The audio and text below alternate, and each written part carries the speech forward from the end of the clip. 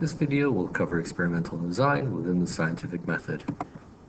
We'll continue with step 4, which is designing an experiment, which is how to write a procedure. So in writing a procedure, you always want to plan first. So an example would be to use the comic strip method for planning.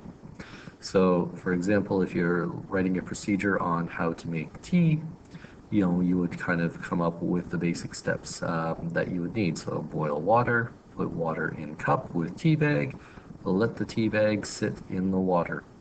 When conducting the experiment, make note of any changes, additions, or corrections. So, we could add in a bit more detail, boil 350 milliliters of water in a kettle, then put water in a china cup with 1 Tetley tea bag. Let the tea bag sit in the water for 5 minutes before drinking. After the experiment, write your method using these general guidelines. So, as it was actually done, with specific details, using complete sentences, in the past tense, and no personal pronouns. So it's often referred to as passive past tense. So no personal pronouns, no I, we, he, she, they, their, or any of that. And by past tense, you want to be using the words was and were. If you're not using was and were in your steps, then it's not past tense. So here we have a procedure properly written. So water was boiled in a kettle. Note the procedure does not read I boiled water in a kettle. So water was boiled in a kettle. Water was poured into a china teacup containing 1 Tetley tea bag. The tea bag was left in the water for 5 minutes. After 5 minutes, tea was ready for drinking. So here we have that past tense. So a little bit of practice that you can do is, you would need to write a method for how to make hot chocolate. You can sketch out how you would do this in the planner below, or write out the steps. Note you do not need to use all 12 steps. If you can do this in 4 steps, do that in 4 steps. If you need 7 steps, then do 7 steps. I don't think anybody should need 1 step. But take some time, come up with a plan on how you would do that. Once you have come up with that plan, you'll write out a numbered good copy of your procedure. Remember to use the general guidelines given above. You do not have to fill in all of the boxes. And so we can go through that at a later date and time to see how well that was done. So once we have our procedure, it's a matter of conducting the experiment and collecting some data and doing some observations. So there is a checklist for good observations here. So have you used science terminology? Don't use layman's terms. Have you used all the appropriate senses to describe your data? Oftentimes you don't want to describe the taste of anything. And do your quantitative observations have units? So remember, there are the 2 types of observations. There are quantitative observations and qualitative observations. Quantitative observations are based on measurements or counting. So basically, it's things with numbers. So hence the N in quantitative, you're dealing with numbers. So you deal with the quantity of things, and all measurements are best estimates of the actual value. Remember, whatever you measure is only as good as the measuring device that you're using.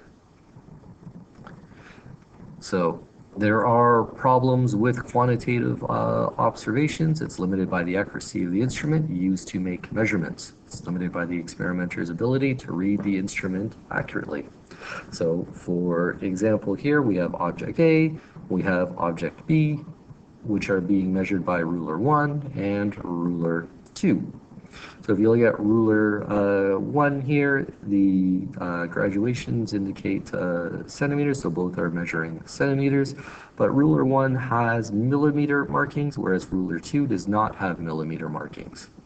So if you were to use ruler 2 to measure object B, you would have to estimate the length of that object, of object B. So you would estimate maybe 4.4 centimeters.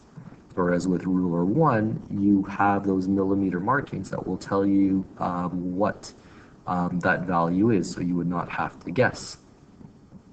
So, the accuracy of the instrument limits our ability to take measurements, or accurate measurements. So with qualitative observations, an observation is it's an observation is information that you get through your senses, so sight, taste, sound, or smell, which would be touch. And then some keywords for qualitative observations here that you can kind of think of, like, what is the state of matter? What color is it? How does it feel in terms of texture? Can you see through it? What shape does it have? How well does it reflect light in terms of its luster? So, you're kind of generally describing it. Whereas with quantitative observations, if you're measuring the mass of something, you're going to talk about like how heavy it is, and the common units there are grams or kilograms, up to tons. We'll try to stick to SI units. With temperature, you can talk about how hot something is or how cold it is, and common units there are Celsius. And there are various other forms of measurements here. So in the following set of questions, just determine whether each is quantitative or qualitative. And so we'll go through those at a different point in time and take those up. So once you have your data collected, you want to do a little bit of, you'll have to graph your data as a way of presenting that data, and then analyzing any trends or patterns within that data. So here we have Mork and Mindy are riding along the 401 and decide to collect some distance and time data for their trip. They want to measure how long it takes to reach each distance marker. They decide that they will start their stopwatch at one of the distance markers along the highway and read the time for each of the following markers. The markers are 1 kilometer apart. The following data is what they collected. So here we have a distance, at distance 0 when they started the experiment at time 0. And then when they reached the first kilometer, that was 36 seconds later. The second kilometer was 72. And then so forth and so forth and so forth. So we'll take this data and we can turn it into a graph. Now when drawing a graph, you're going to want to draw your X and Y axes using a ruler if you're doing this by hand. You're going to determine the independent and dependent variables. This will help you label the axes. Each type of variable goes on a specific axis. So in this case, the dependent variable within this particular experiment, the thing that is being manipulated intentionally is going to be distance. So that independent variable of distance is going to be graphed along the horizontal axis, which is your x-axis. So your independent variable always goes on your x-axis. The dependent variable in this case is going to be time. That is the thing that is being measured. And the dependent variable is graphed along the vertical axis called the y-axis. So the dependent variable is always going to go on the y-axis. So make sure you always label the x and y axes with proper titles, including the symbol for the units in brackets. So proper title, including units. Based on the maximum value from the data, choose the appropriate scale for each variable that allows the graph to be spread out as much as possible. Label the appropriate values along the x and y axes up to the maximums, and then using the data, plot each point carefully on the graph. You want to draw the line of best fit using a ruler. At the top middle of the graph paper, give your graph a scientific title. Graphs are generally named y-axis versus x-axis, so the dependent variable versus independent variable. So as a bit of practice, you can take the data on the previous slide or previous page and create your own graph from that data using the guidelines that were provided.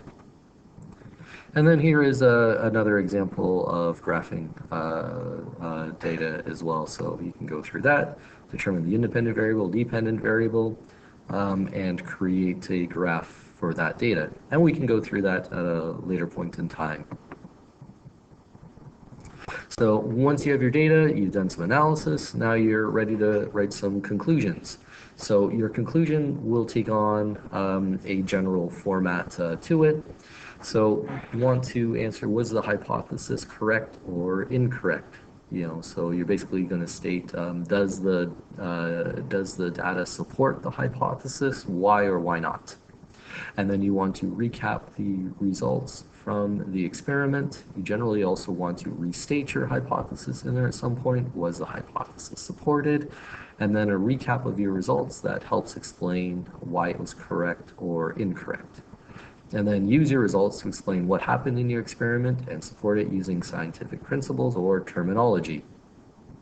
So if the data does not support the hypothesis, which is okay, you'd have to make sure to explain why that is, and then how you would change the experiment to lead to a hypothesis that would be supported by the data. So here in the following situation here, example, we have a student notice that the spokes of her bicycle rusted very quickly when she rode it on streets where salt had been used to melt snow. She knows that spokes are made of iron. She also knows that air is a mixture of many gases. Nitrogen is the main gas and oxygen is the next most abundant. As a result of her observation and knowledge, she made up this hypothesis. Rust is caused by a combination of water, air, and most likely nitrogen and salt. She then designed and performed a number of experiments to test the hypothesis. For each of the following experiments, she read the description of it, and answer the questions. So she placed an iron nail in a test tube containing salt water and air. The nail rusted quickly. She repeated the experiment using fresh water instead of salt water. The nail rusted slowly.